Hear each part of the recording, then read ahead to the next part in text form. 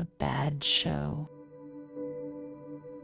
It was a cold winter's day, and Thomas O'Malley and his friends, the Jazz Cats, were huddled together in their chilly alley.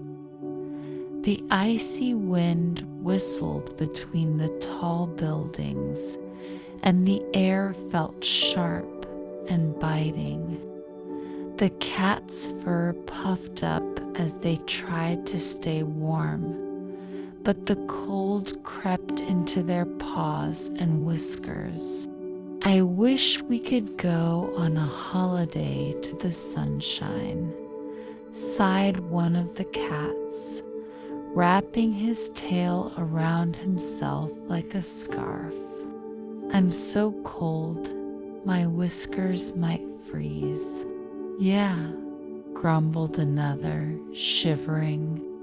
"A nice sunny beach with soft sand and no wind would be perfect right now."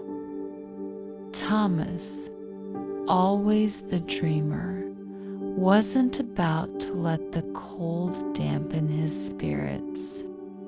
He stretched his orange fur gleaming despite the dull winter light, and decided to take a walk down the alley to see if there was any way to improve their situation.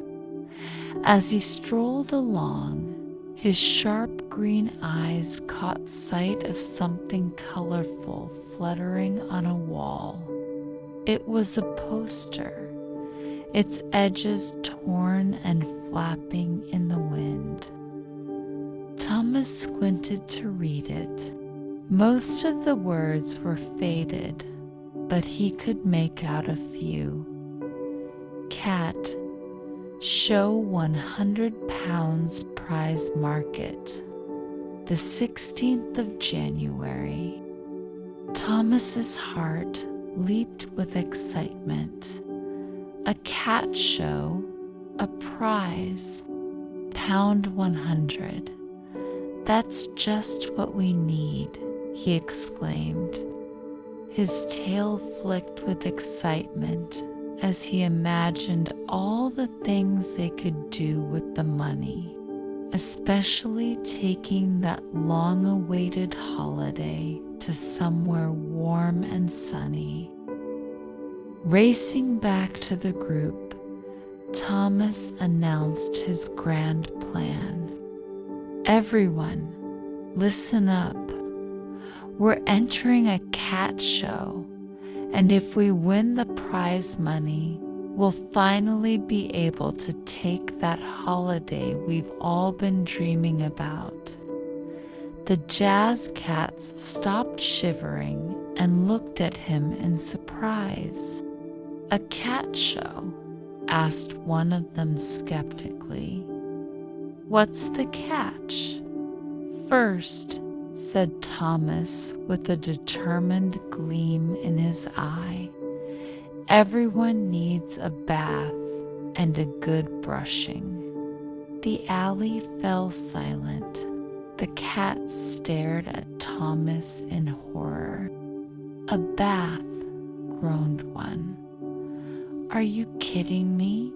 I hate baths, especially when it's this cold." "And brushing," grumbled another.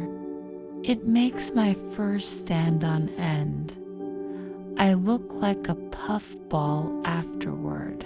But Thomas wouldn't take no for an answer.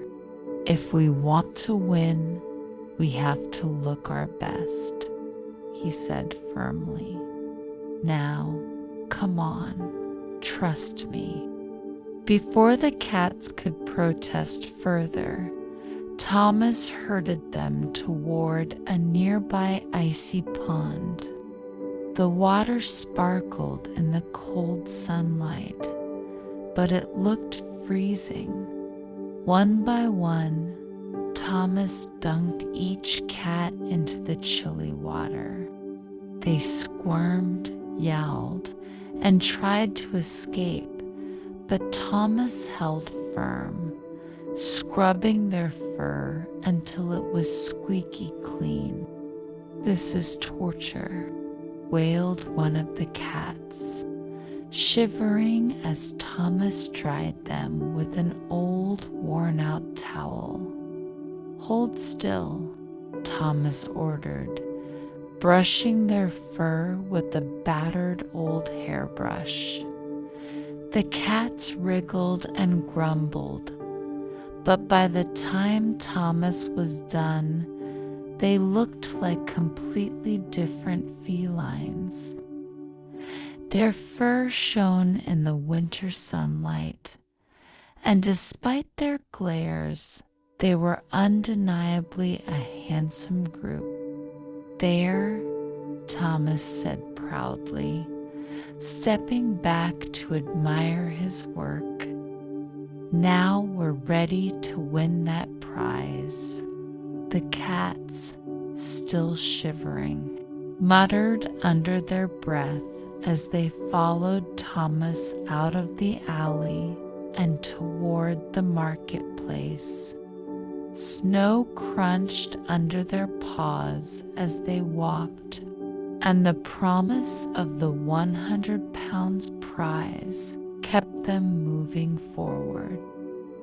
When they arrived at the marketplace, however, Thomas suddenly froze in his tracks. The square was bustling with activity, but instead of cats, it was filled with large mooing cows. Farmers were everywhere, showing off their livestock, and the air was filled with the sound of lowing and the clatter of hooves. "Where's the cat show?" asked one of Thomas's friends angrily, looking around the crowded square. Thomas's tail drooped as he spotted another poster on a nearby wall. This one was much clearer than the one he had seen in the alley.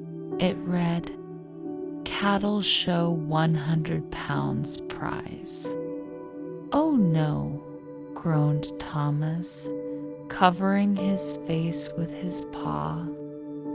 "I must have read the wrong poster." The other cats stared at him in disbelief. One of them shouted, his fur bristling, "We went through all that freezing water for a cattle show." "Do you know how long it's going to take for my fur to puff back up?" grumbled another before Thomas could explain. The group of furious cats pounced, chasing him through the marketplace and into the nearby streets. "Come back here, Thomas," they yelled. "We're not done with you yet." "Oh well," panted Thomas as he dodged around a corner, his whiskers twitching in nervous amusement. "At least all this exercise is keeping us warm." As the sound of angry meows echoed through the snowy streets, Thomas couldn't help but chuckle to himself. It wasn't the holiday in the sun he had imagined, but at least they had tried, and they did look pretty good, even if it was for the wrong show. Thank you for joining us on this magical journey tonight. Close your eyes, take a deep breath, and let your dreams carry you to wonderful adventures. Sweet dreams, little dreamers. Good night.